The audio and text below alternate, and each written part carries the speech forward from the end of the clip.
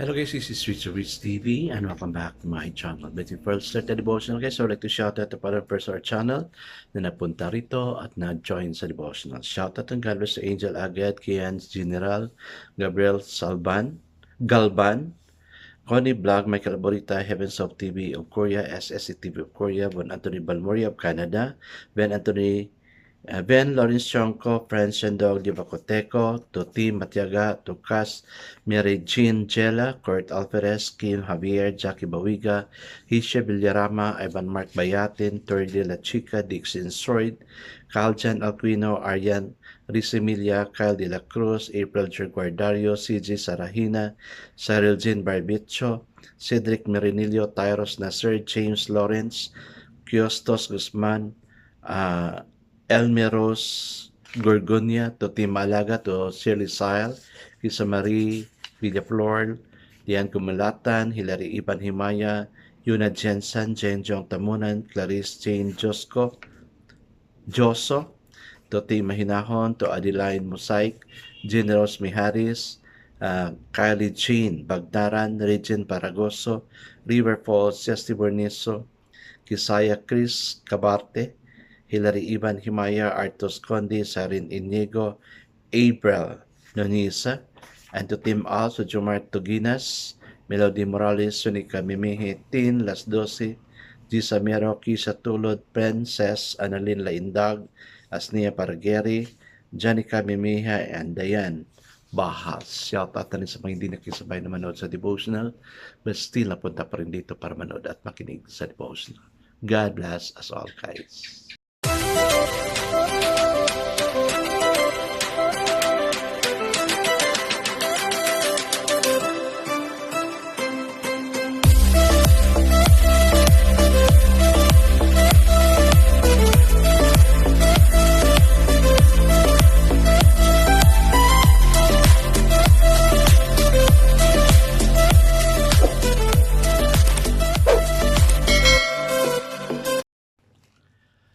Nakapagsimba na ba ang lahat? Hoping na we have done our part also spiritually, no? Kasi if you are struggling with your spiritual life, then help yourself also, no?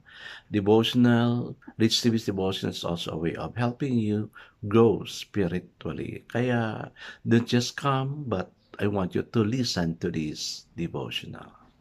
I guess let's not pray. Proceed to our devotion. Let's open the Bible to Matthew chapter 6, verse 3. And still, guys, I'm using the devotional study Bible because the word used is simplified na.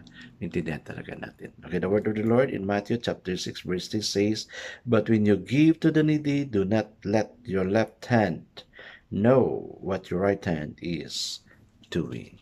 Amen and amen. I guess let's not pray. Father God, we thank you, Lord, for how you have given us a heart so generous to give to those who are in need, to the needy, and not just to the needy, oh God, but to all those who are in need. I pray, Father God, that you will lead us to be what you require of us, O Lord God. Thank you also, Lord God, for being with us. I pray for those who are here. I pray for blessings. Speak blessing upon them. Speak blessing upon their needs. Kung ano man yung desire ng heart nila, Lord.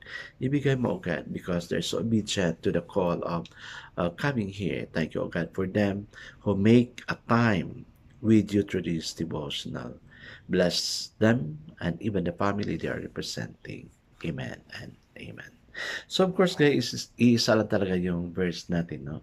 It is Matthew chapter 6 verse 3 and it says, "When you do a charitable deed, do not let your left hand know what your right hand is doing."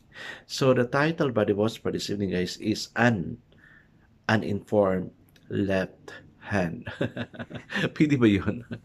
Ikaw na nabigay para hindi mo pa rin sasabihin sa left hand mo. Parang ano naman, no?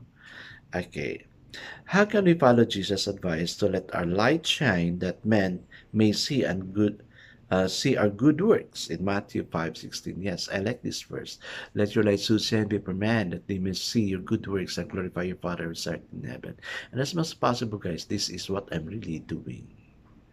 Okay, if we do not even let our left hand know what our right hand is doing, is this a contradiction? Oo. Well, literally, no, human being, ano, it's really a contradiction kasi if your right hand gives something, kasi isang sense lang kayo, malaman talaga ng left hand mo, no?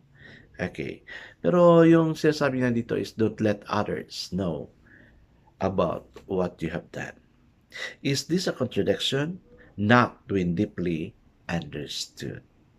The key is found in giving God the glory. There are some things that we do that we should freely share with others, while there are other things that would only be ostentation to rehearse. The question is, who gets the credit? O nga naman. Pag binigay mo, then the upload is given to you. Well, people give you your price already. But if you just give without no one knows about it, then God's glory will be given to you. God's rewards will be given to you. O, di ba? Ang ganda. Kaya, the expression is, let's bring all back all the glories and our praises to God. Okay, let's continue. Do people praise us or God at work in us? Dapat si Lord ang ma-uplift, ang ma-praise because of the praises we receive. No?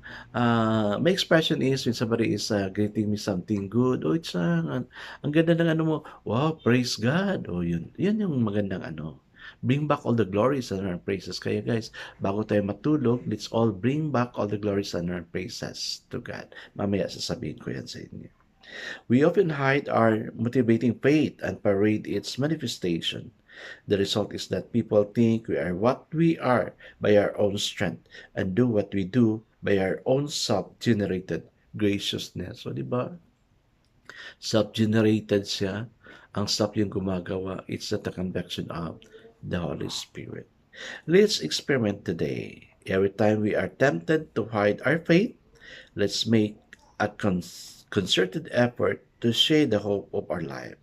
And every time we are tempted to draw attention to what we have done, let's consciously seek anonymity.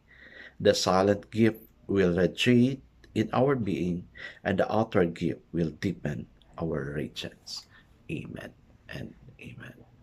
Uh, ito guys, no, like for example, na I was really appreciated kasi I was promoted 3 levels higher from teacher 2 nagiging teacher 5. Then sa school namin, sa senior high school, 4 lang kami out of many na nag-apply. So, dami lang, oy, sir, ano, congratulations.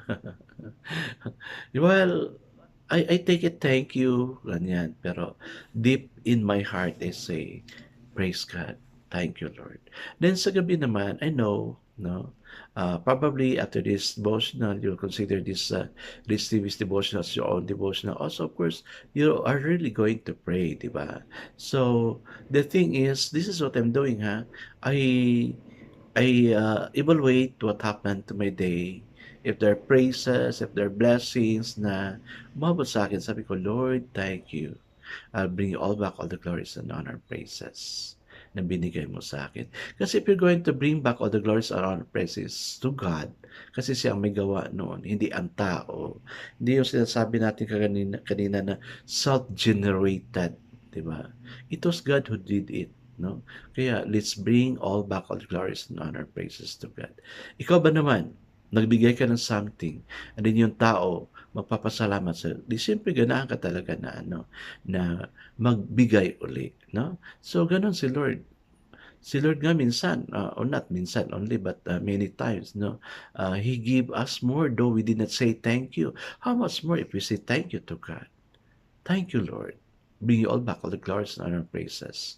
So, si Lord, being our God, ganahan na magbigay yan para sa atin. O, di ba? Kaya nga, inspiring talaga. I guess let's now pray. Father God, teach us to be willing to share what God has done for us and be silent about what you have done. Amen and amen. Yes, guys, let's do it. Do not take the praise, but let God. own the praises and glory. Kaya sabihin natin, bring back all the glory and honor and praises to God. Thank you, Lord. God bless us always because I know that your best is 10 times better. This is again Rich Rich TV. Kita-kita tayo ulit sa muli. Paalam!